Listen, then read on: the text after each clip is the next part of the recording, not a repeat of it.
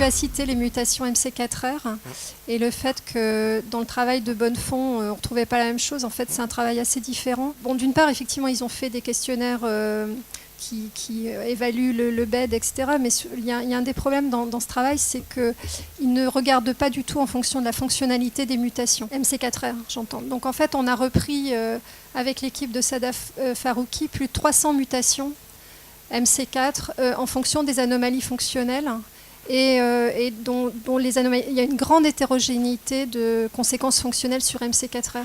Donc en fait, l'histoire n'est pas finie parce que probablement ça va dépendre des réponses en fonction des différents types de mutations et jusqu'à maintenant, on n'avait pas tellement de puissance pour le faire correctement.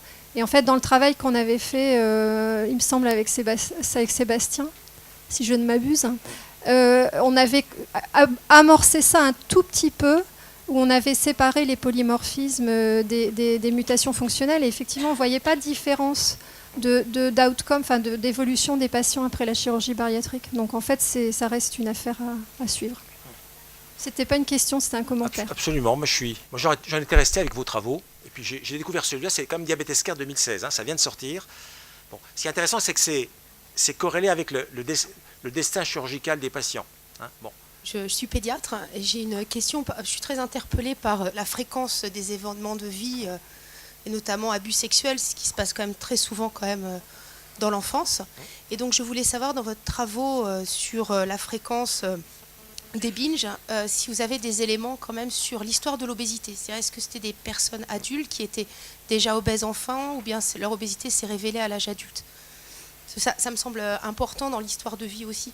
Bon, on n'a pas croisé ça encore avec l'histoire de vie. L'histoire de vie et la précocité de l'obésité. Disons, comme tout le monde, on observe maintenant de plus en plus d'obésités qui sont très précoces, alors qu'il y a 15 ou 20 ans, c'était plutôt des obésités qui se prenaient à l'âge adulte. Donc on a l'impression qu'il s'agit très souvent d'une prise de poids assez précoce. Mais on a un lien entre événement de vie et prise de poids. Donc on procède comme ça, nous. Hein. On voit la prise de poids, on essaye de chercher les événements de vie, et quand on a des événements de vie, on essaye de croiser comportement alimentaire et prise de poids. Et à ce moment-là, les gens apprennent à faire des liens, et finalement, ça sort très bien. Oui, bonjour et merci beaucoup. Romain Moirand, je suis médecin addictologue. Alors vous avez parlé effectivement de la survenue de transferts d'addiction, en particulier d'addiction alcoolique chez les patients qui ont été opérés. C'est vrai que c'est quelque chose qui explose dans les services d'addictologie, hein, les patients ayant des antécédents de bypass en particulier. Est-ce qu'on a pu corréler la survenue de nouveau d'addiction alcoolique chez des patients ayant eu un bypass avec l'intensité du binge eating avant le bypass? Alors, je ne crois pas que c'était fait, mais je ne peux pas répondre avec certitude. En tout cas, nous, dans les histoires de ces patients, on trouve souvent des polyaddictions. Hein, donc quand on a binge eating plus polyaddiction, vraiment on se méfie. Et là, on exige une psychothérapie avant, ou une prise en charge psychologique avant la chirurgie bariatrique. Donc on s'y intéresse, et notre psychiatre, elle cherche même les addictions familiales. Et très souvent, il y a un lien, il y a de l'alcoolisme ou du tabagisme très important chez les parents. Les médicaments, tu as mis un point d'interrogation.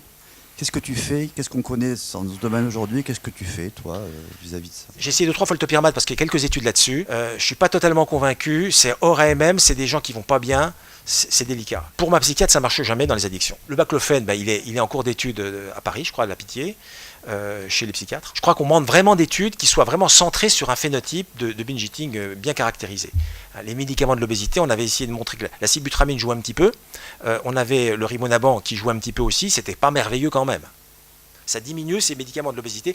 Les médicaments de l'obésité à action centrale peuvent avoir une action sur le binge eating. Il y avait le pralintide qui avait été étudié il y a fort longtemps, mais je n'ai pas vu d'études sortir avec le liraglutide. Il faut dire qu'ils font assez de bénéfices sur le diabète, ils n'ont pas besoin de ça.